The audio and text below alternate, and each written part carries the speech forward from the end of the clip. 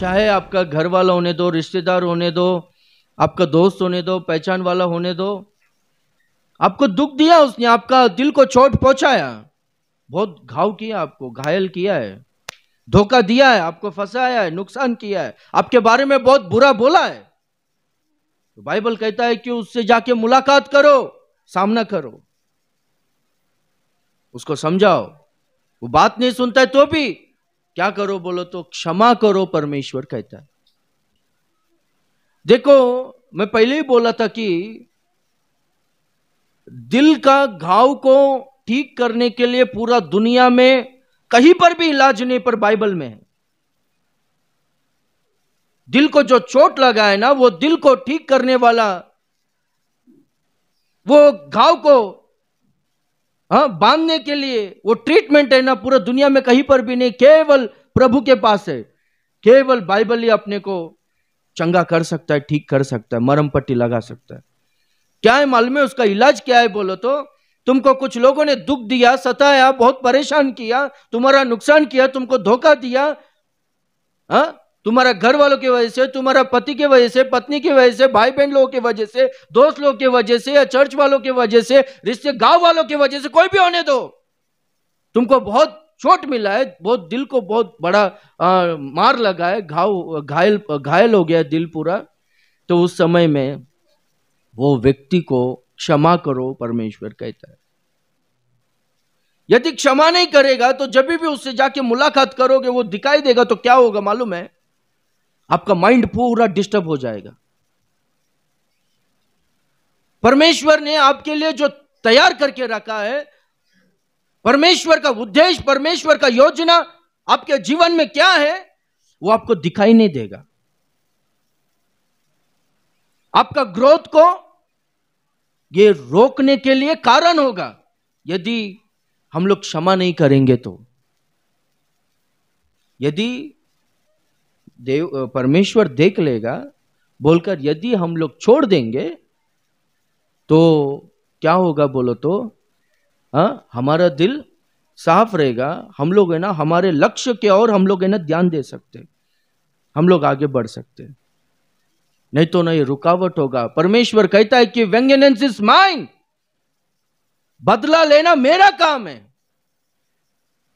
यदि तेरा भाई तेरे विषय में कुछ भी अपराध करे, तुझको सताए, तो तेरा कुछ नुकसान करे, तो उसे क्षमा करना। जब वो उसको भूख लगे तो उसको खाने के लिए देना, जब उसको प्यास लगे तो उसको पीने के लिए पानी देना, जब वो दरिद्रता में रहेगा, पहनने के लिए कपड़ा नहीं रहेगा, उसको कपड़े देना। ऐसा करने से क्या होगा मालूम है? तू है ना उसके सिर के ऊपर अंगारा डाला जैसा होगा, कहता है प्रभु। जलता हुआ कोयला अंगारा डाला जैसा होगा बोल के कहता है। हम लोग क्या करते हैं इस दुनिया में? उसका उल्टा करते। रुक, मैं देखती हूं। Praise the Lord. मैं छोड़ने वाली नहीं, मैं उसको छोड़ूंगा नहीं। मैं देख, मैं कैसा करूंगा, ऐसा करूंगा, वैसा करूंगा, ये करूंगा, वो करूंगा। ऐसा हम लोग बोलते, हम लोग करते, पर ये सही प्रोसेस नहीं है। परमेश्वर कहता है बदला लेना मेरा काम है। अरे हम लोग किसी को भी एक फटका देगा तो उसको क्या दर्द होगा? कुछ भी। उसको क्या मार लेगा? कुछ भी नहीं लेगा। परमेश्वर मारेगा तो।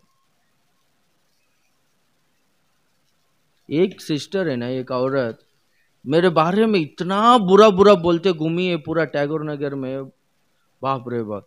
उनका कुछ हानि ही नहीं किया अपन ने, उनको ध्यान ही नहीं दिया, उनके बारे में कभी कुछ सोचा नहीं, कभी कुछ बोला ही नहीं। पर क्यों मेरे पर ऐसा दुश्मनी रखी मेरे को पता नहीं, ऐसे ही बोलते गए।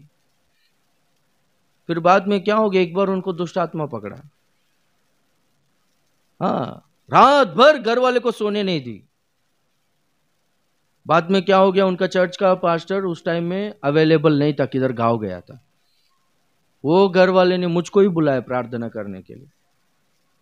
प्रार्थना किया, तुरंत दुष्ट आत्मा चले गया। तब से कुछ बोलती नहीं है। मुंह बंद करके रखी है। कभी भी मैं किधर भी जाते हुए दिखाई देगा ना, ऐसा खड़े रहने वाली, थोड़ा पीछे हट के प्रेज लॉर्ड बोलती है। हालेलुया। बदला लेना काम हमारा नहीं है, परमेश्वर का है। Praise the Lord, hallelujah.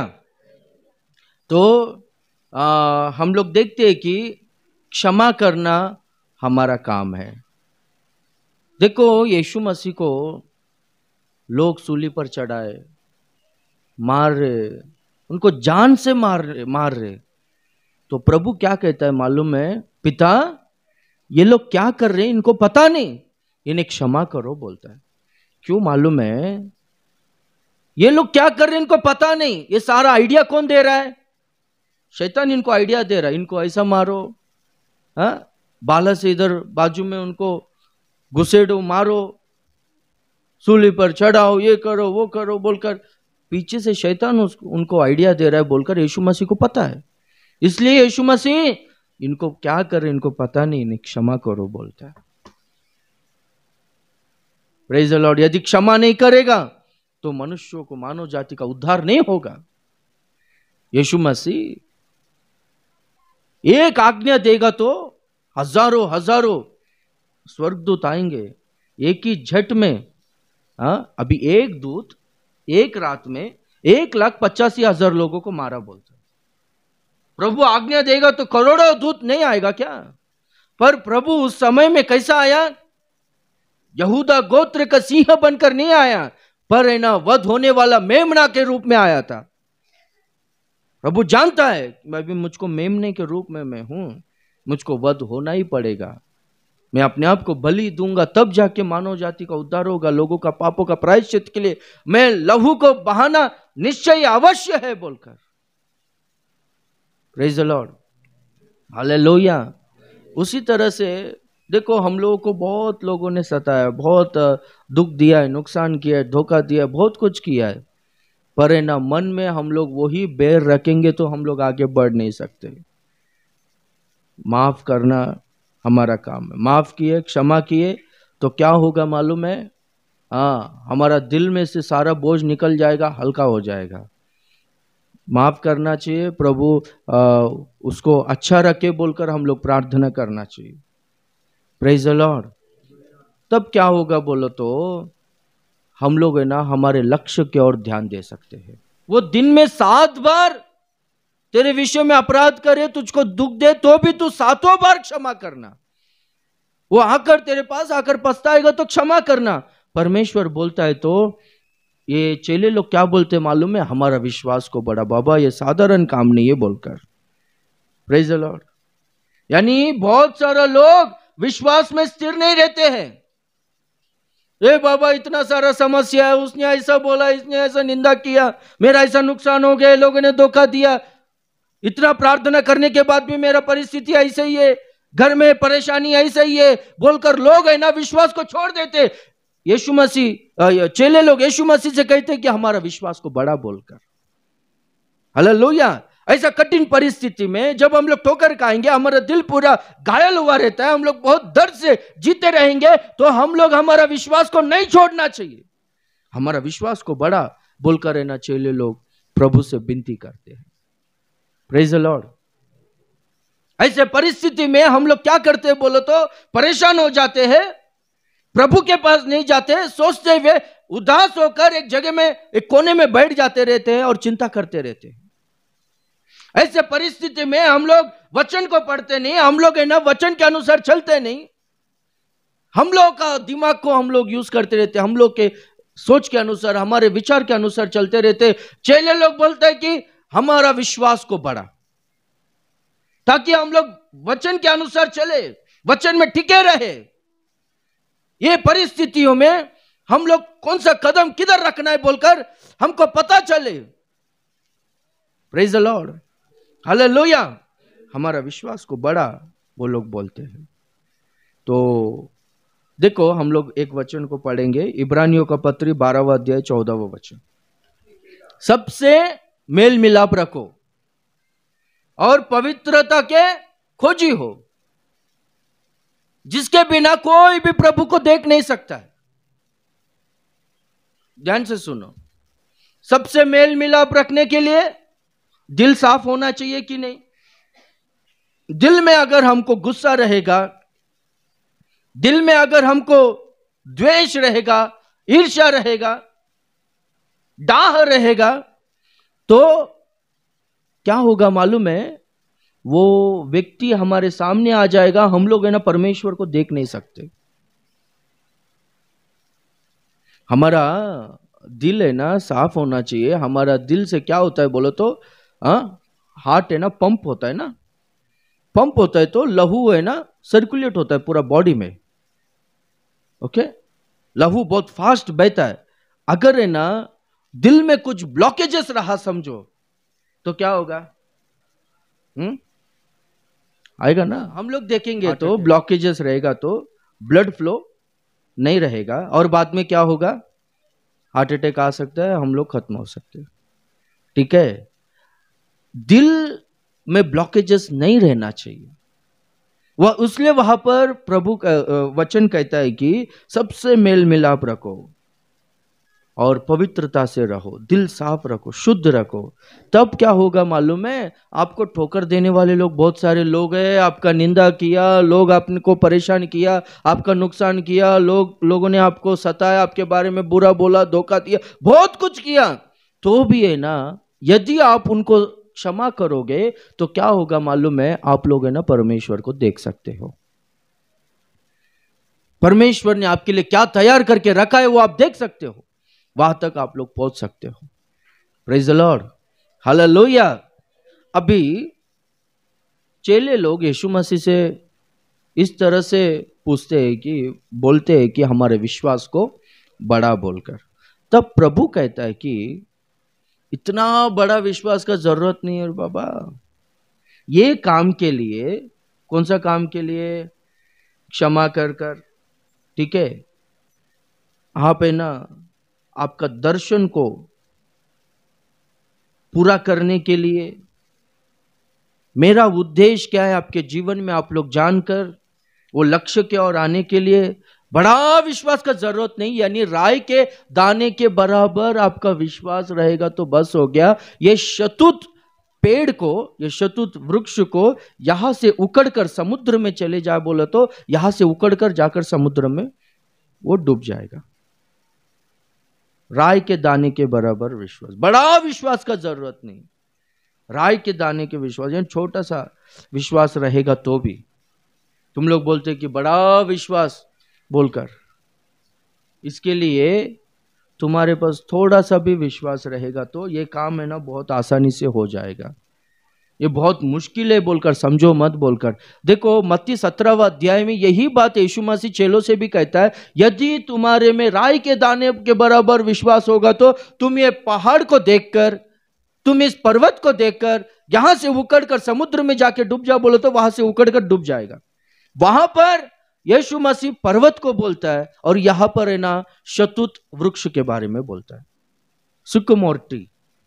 Okay, पर्वत जैसा रहने दो आपका कर्जा, पर्वत जैसा रहने दो आपका घर में परेशानी, आपको बहुत बड़ा दिखता रहेगा, प्रभु पर विश्वास करो। बड़ा विश्वास होगा तो ये होगा बोला तो प्रभु बोलता है तुम्हारे में जो विश्वास है ना राई के दाने के बराबर, वो छोटा सा रहेगा तो भी चलेगा। वो छोटा सा विश्वास से कर सकते, पर तुम्हारे में बड़ा विश्वास है तो क्यों नहीं होगा? Praise the Lord. वो पर्वत चले जाए। यहां पर है ना सिकोमोर ट्री, शतूत पेड़, शतूत वृक्ष, आप है ना गूगल में उसको टाइप करके देखो। यहां पर प्रभु है ना कहता है कि पर्वत को जड़ नहीं था, पर है ना ये वृक्ष को जड़ है, रूट्स है। इसका रूट्स जो है ज्यादा से ज्यादा 10-12 फीट तक जाता है। कुछ लोगों का कुछ शतूत पेड़ का जो जड़ है ज्यादा से ज्यादा यानी 10-12-15 तक जाता रहेगा, पर है ना ज्यादातर है ना 2 से 3 फीट ही तक रहता है, बोलता है 2-3 फीट तक ही गहराई में रहता है। पर इसका जड़ है ना सीधा ऐसा स्ट्रेटली गहराई में नहीं जाता, इसका जड़ है ना ऐसा ज्यादा फैलता रहता है। कितना सारा लोग ये पेड़ को देखा रहेगा, देखा है ना। इसका जड़ देखो किधर तक एक्सपैंड होता है, जितना इसका डालिया होता है, जितना इसके पत्ते होते हैं ना, उससे ना दुगना तिगना दूर तक है ना इसका जड़ है ना फैलते रहता है।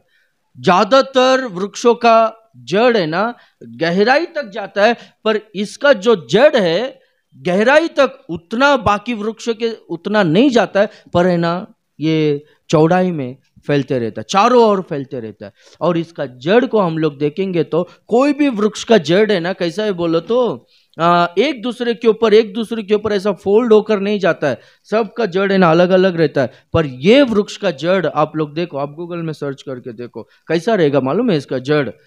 जैसे कि एक शाखा है, उसके ऊपर और एक रहेगा, फिर उसके ऊपर ऐसा बहुत ऐसा मिलित रहकर फोल्डेड रहकर वो है ना झाड़ते रहेगा। ये वृक्ष को जड़ से निकालना लगभग असंभव होता है, जड़ से नहीं निकाल सकते।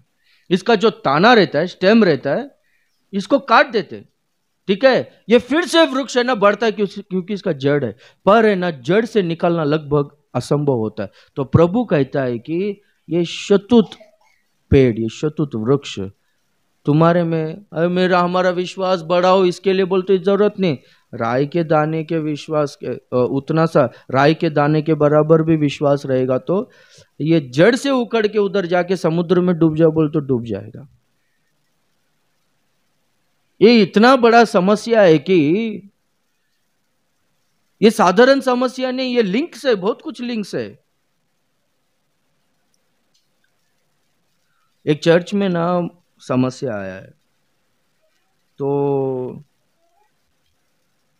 मैं और कुछ पास्टर्स लोग सोचने लगे कि अरे पास्टर क्यों उनको डांटता नहीं, ये आने का ही तो आ, नहीं तो जा चर्च से, ये चर्च में समस्या मत कर करके बोलना चाहिए। बोला तो बाद में मेरे को पता चला कि उसका वो जिसके वजह से समस्या आया उसके पीछे और दूसरा लोग है, वो बाप दादाओं से वो सब वो आ रहा है, वो आप समझ रहे हो, इसका लिंक्स है ना बहुत बड़ा है। ये शतुत पेड़ जो है अपना चारों ओर है ना वो जो जगह है ना किसी दूसरे को आने नहीं देता है, ये अपना पूरा राज्य को, साम्राज्य को स्थापन करके रखा है, वहां पर अपना टेरिटरी बना के रखा है। कैसा है बोलो तो कुछ लोगों के घरों में बहुत सारा झगड़ा, इसका कारण क्या है बोलते वो लोग कारण नहीं है, उसका माँ बाप लोग, उसका बाप दादा लोग, उनके वजह से वो समस्या है।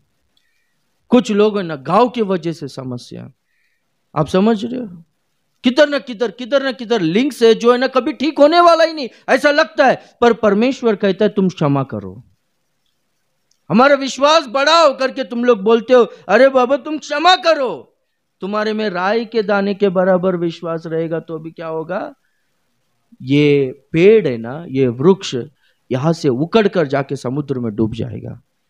Praise the Lord, hallelujah. Yusuf के बारे में लिखा गया है कि वो फलवंत दाख लता की डाली का एक शाखा है बोलकर लिखा गया है, जो है ना दीवारों के ऊपर चढ़कर वो फलते रहती है। उसका ग्रोथ को रोकने के लिए दीवार को बनाए बोलता है, पर है ना लिखा गया है वो फलवंत दाखलता की शाखा है जो है ना दीवारों के ऊपर चढ़ते रहता है, फलते रहता है। इसका कारण क्या है बोले तो यूसुफ को 2 बच्चे लोग हैं, एक का नाम मनश्य है, एक का नाम एफ्राइम है। ये पहले बेटे का नाम मनश्य क्यों रखा बोले तो यूसुफ बोलता है कि मेरे पिता के घर को और मेरे सारे दुखों को, मेरे सारे क्लेश को, समस्याओं को भूलने जैसा परमेश्वर ने किया, इसलिए परमेश्वर ने मुझको इस मिस्र देश में बढ़ाया, मेरा ग्रोथ हुआ, मैं बड़ा उन्नति पाया, इसलिए दूसरे का नाम क्या रखा, एफ्राइम, यानी इसका मतलब इंक्रीज, इनका मतलब उन्नति। जो भी मेरे को दुख दिए, जो भी मेरे को परेशान किया, उनको मैंने क्या किया, क्षमा किया, इसलिए मैं बढ़ा। हालेलुया। ये काम है ना आप लोग करके देखो, आपको जो भी दुख दिए ना उनको क्षमा करके प्रभु उन्हें आशीष करो, प्रभु देख लेगा।